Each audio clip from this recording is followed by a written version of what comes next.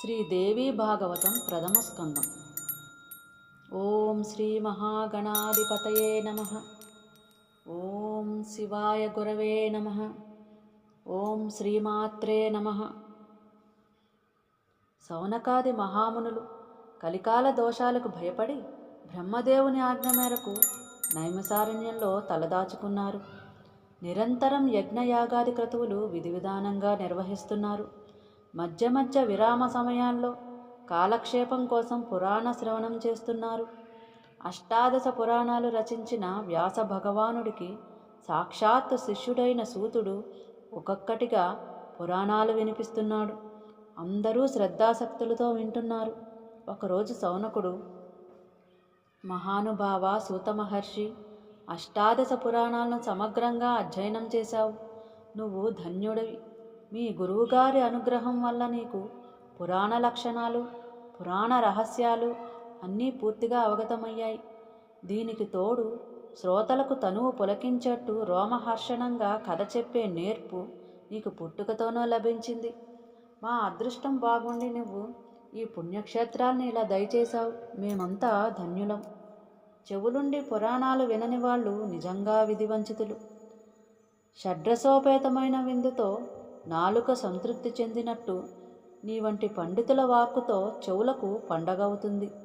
చెవులు లేని పావులు సైతం శబ్దాన్ని సంబరపడతాయి. అటువంటిది చెవులుండి పురాణాలు వినకపోతే అవి చెవులే కాదు. అందుచేత మేమంతా వినాలనే కోరికతో నీ చుట్టూ చేరాము. ఎవరైనా ఎలాగోలా కాలం గడపాలి కదా. వ్యసనాలతో మూర్ఖులు కాలక్షేపం చేస్తే శాస్త్రచింతనలతో పండితులు కాలం గడుపుతారు.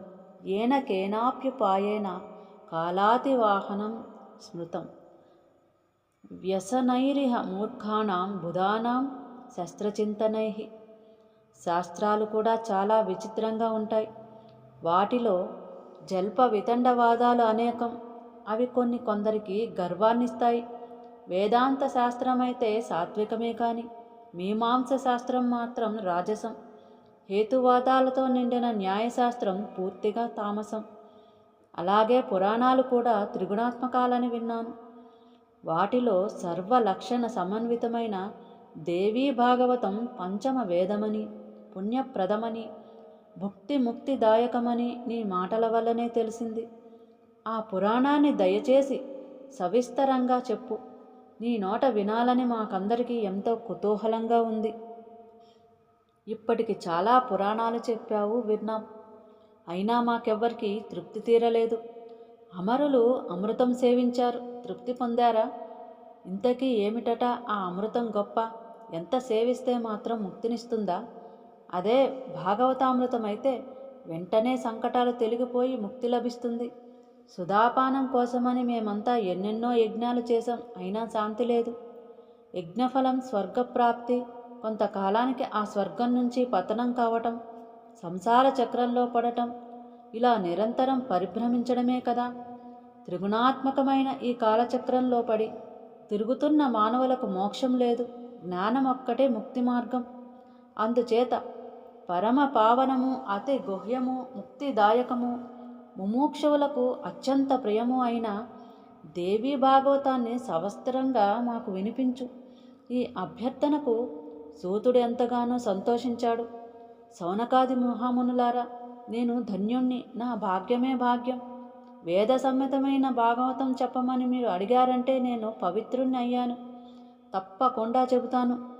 సర్వ వేదాలకు, సర్వ శాస్త్రాలకు, సర్వ ఆగమాలకు సారాభూతమైన దేవీ భాగవతం అతి రహస్యం, అతి గుహ్యం. అయినా మీ వంటి యోగ్యులు అడిగారు కనుక వివరంగా చెబుతాను. యోగులకు ముక్తిప్రదమై, బ్రహ్మాది దేవతలకు సేవ్యమై, మునీంద్రులకు ధ్యేయమైన ఆ తల్లి పాదపద్మాల జంటకు నమస్కరించి ఇప్పుడే మొదలు పెడుతున్నాను. శ్రద్ధగా ఆలకించండి.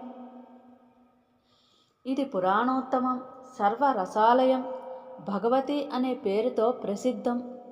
శక్తి విద్యా పరా, సర్వజ్ఞ, భవబంధ విచ్ఛేద నిపుణ మొదలైన నామధేయాలతో స్తుతించబడుతూ మహామునీంద్రులకు ధ్యానంలో మాత్రమే దర్శనమిచ్చే భగవతి ఈ పురాణంలో ప్రత్యక్షంగా కనిపిస్తుంది.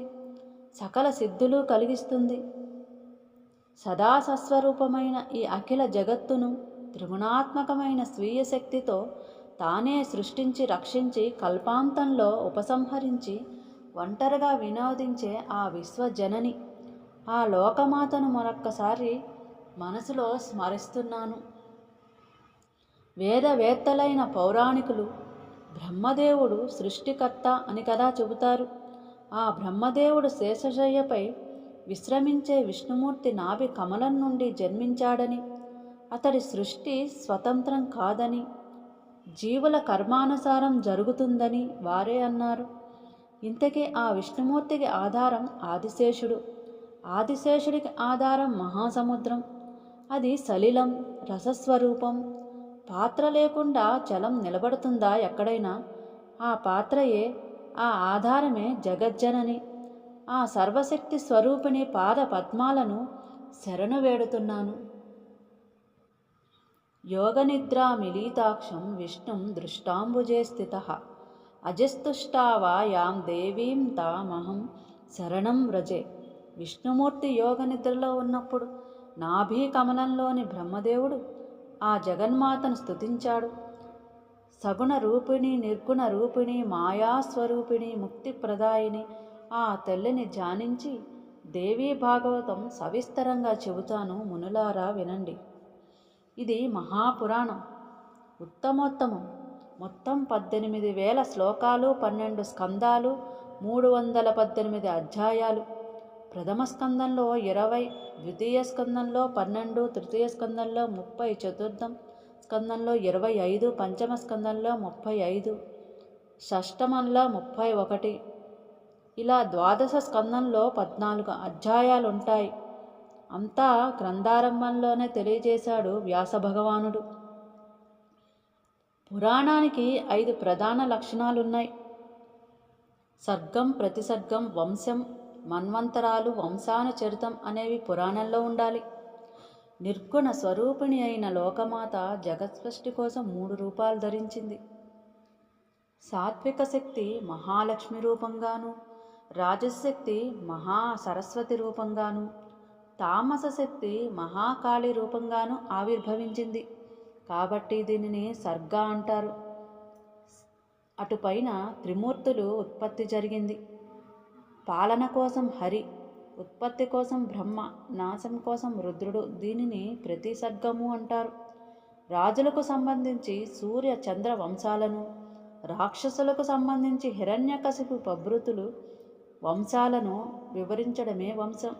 స్వయంభువుడు మొదలుకొని ఆయా మనువులను, వారి కాలాలను వర్ణించి చెప్పడమే మన్వంతరాలంటే. వారి వంశాల అనుక్రమాన్ని తెలియజెప్పడమే వంశానుచరితం.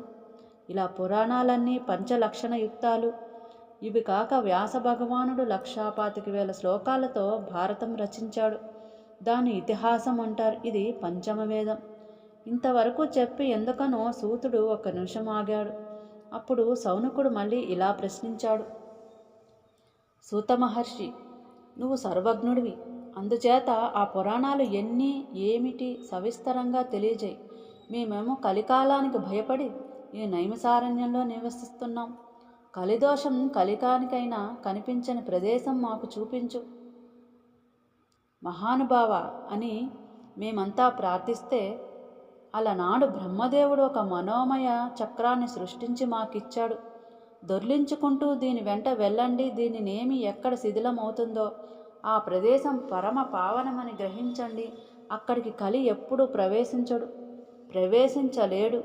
అక్కడ మీరంతా మళ్ళీ సత్యయుగం వచ్చేంత వరకు హాయిగా నివసించండి అని ఆజ్ఞాపించాడు. ఆయన మాట మీద చక్రాన్ని దొర్లించుకుంటూ బయలుదేరాం. ఇక్కడికి వచ్చేసరికి దానినేమి శీర్ణమైపోయింది. అందుకే ఇది నైమిష క్షేత్రమయ్యింది. ఈ ప్రదేశం పరమ పావనం. కలికి ప్రవేశం లేదు, అందుకని దీన్ని నివాసంగా చేసుకున్నాం.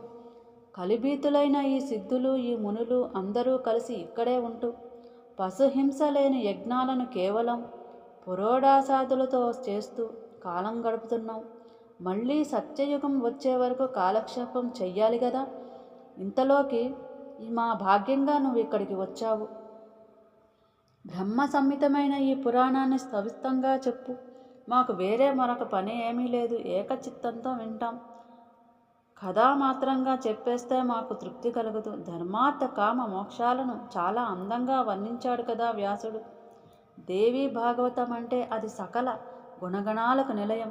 జగన్మాత నాట్యంలాగా అది చిత్ర విచిత్రం, సమస్త దోష వినాశకం, అఖిల వాంఛాప్రదాయకం. దయచేసి వివరంగా చెప్పు. సౌనకుడు మళ్ళీ ఇలా అభ్యర్థించేసరికి సూతుడు ఇంకా సంబరపడ్డాడు. ప్రవచనం కొనసాగించాడు. మహామునులారా, పురాణాలు ఎన్ని, అవి ఏవి అని కదా అడిగారు. వ్యాసుడు రచించిన మహాపురాణాలు 18. వాటి పేర్ల మొదటి అక్షరాలను గుచ్చెత్తి గుర్తు పెట్టుకోవడానికి వీలుగా ఒక శ్లోకం ఉంది, మనవి చేస్తున్నాను. మద్వయం భద్వయం చేవ భ్రత్రయం వచతుష్టయం ఆ నా ప లింగంకూస్కాని పురాణాని పృథక్ పృథక్. వీటిలో మత్స్యపురాణం మొదటిది, రెండవది మార్కండేయం. ఇవి మద్వయం.